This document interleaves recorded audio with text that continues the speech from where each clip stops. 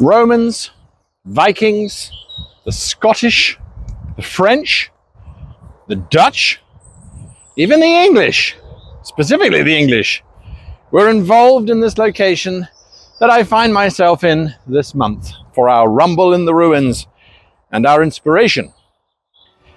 This castle, for it is a castle, has ghosts, it has murder, it has not one, not two, but 3 attempts to overthrow the King or Queen of England. It didn't succeed every single time, but the castle is still here, and the Earl of Scarborough, who owns the castle, still on occasion stays here. And every now and again, a whole bunch of us get to play here. I am, of course, talking about Castle Lumley in all its glory.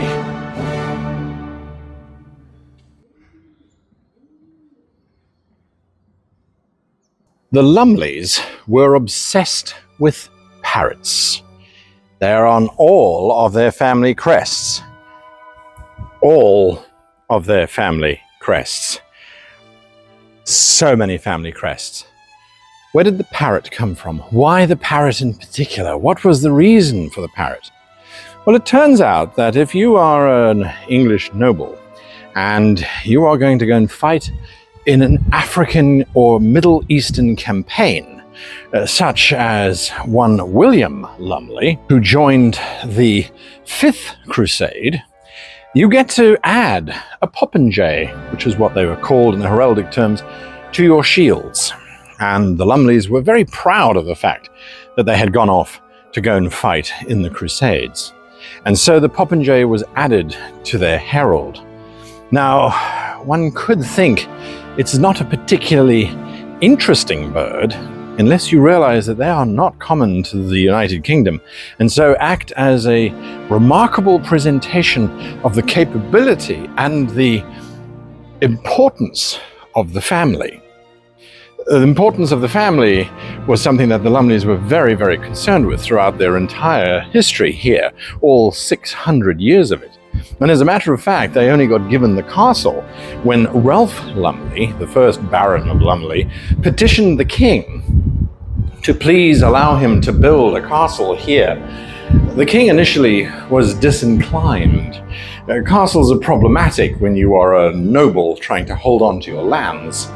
And nonetheless, he eventually relinquished when the Bishop of Durham interceded, and so Castle Lumley was built, and parrots were added everywhere. This is also the initial entrance to the castle behind me here, and it's a very good entrance. The reason for it, the only way to get to it, would have been to have mounted a particularly difficult and precipitous climb. This natural defense, as you can see behind me, allowed all kinds of defenses to take place, and so you could prevent anybody from actually assaulting the castle. There's only one small problem. This castle was never attacked. No one ever got here, but that didn't stop the castle from attacking everybody else. And Ralph Lumley was the first of the Lumleys to make a move against the crown. Sadly for Ralph, his coup failed, and he was beheaded, and his lands stripped from him and given to another lord. And the Lumley family stopped with the first Baron of Lumley. A rather ignoble title to be the first and last Baron of Lumley.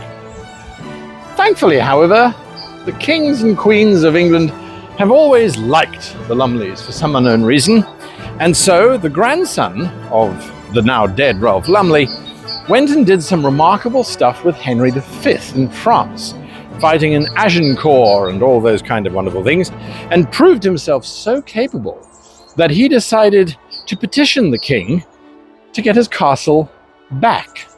And so the king said, "Why not? It's not like you're going to rebel again, are you?" And Thomas Lumley's response was, "Absolutely not, sire. We are 100% loyal." Well, wasn't that a lie?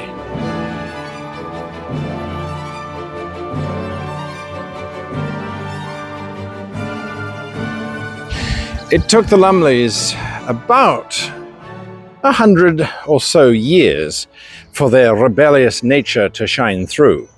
But when Henry VIII dissolved the monasteries, the Lumleys joined the Pilgrimage of Grace, an act of defiance against this action on behalf of the king. Sadly, Henry VIII was not very forgiving, as had been evidenced by his wife collection, and so he decided that the best solution for this was to cut everybody's heads off, and in the case of the Lumleys, to take their castle away again. This seemed to be the end, because now we had the first and last Baron of Lumley. We then had the first new Baron of Lumley with his offspring, down to about the 6th Baron of Lumley, and then it was all taken away again. So there ended the second reign of the Lumleys. Not to be undone, however, the Lumleys had an heir, a John Lumley, who was a particularly good academic, and he impressed the hell out of James I, who was writing, the King James Bible, and was awfully keen on academics. So John Lumley, after having impressed the king, said, "Why don't you give me my castle back?" And the king went, "All right, but you've got to promise you're not going to rebel." And so John Lumley did the Lumleyan thing and said, "Absolutely not, Your Honor. I'll never rebel. Ever, ever, ever, ever, ever, ever, ever, ever." Ha! You would have thought that the kings would have learned their lesson by now, but they hadn't. So James said, "Take your castle back. It's all yours." And John went, "Oh, goody, goody, goody," and promptly set about setting up a revolution.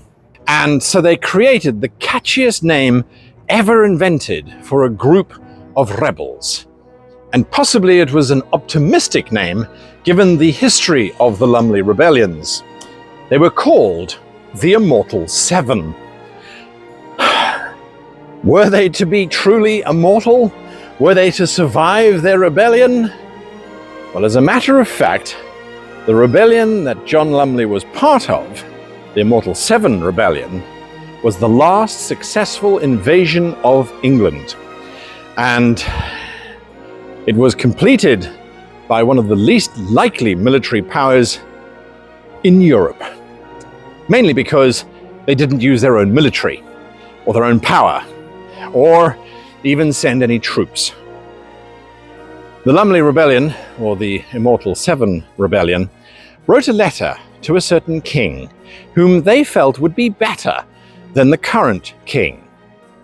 The letter basically went along the lines of, "Hey, why don't you come over and rule our country? We really like what you've done with yours." And so William of Orange, King of the Dutch, went, "Yeah, that sounds nice. I can arrive on Tuesday." And so they arrived, Lumley provided the troops, and they marched all the way down to London, which is not that little city directly behind me. That is a much, much older city, 2,500 years old, as a matter of fact, and that's a Roman city, but we have another video on that one. The army marches on London. The current king goes, "Nope, nope, nope, this is not for me. I'm out," and he flees to France. Thus, the last invasion of England by a foreign power, which was technically the Dutch, completed, and they took over the country toot sweet. They then also married that king off to Queen Anne, who had a legitimate claim on the throne, and the two lived happily ever after. Quite literally, once the king died of old age, Anne took over and everyone was very, very happy. This had significant ramifications for the Lumleys, because for the first time in their dark and treacherous history, they discovered that, well, you actually could replace a king. As a matter of fact, you can replace an entire country and get away with it. because they did. John Lumley proceeded to do all sorts of amazing things, and upon his death he had helped establish the British National Library, as well as the Lumleyan Lectures, which advanced anatomical medicine by at least a couple of hours. So things had calmed down. Yay, Lumleys. And ever since then, in one shape, form or another, they have been living, using, or renting out this remarkable, remarkable castle.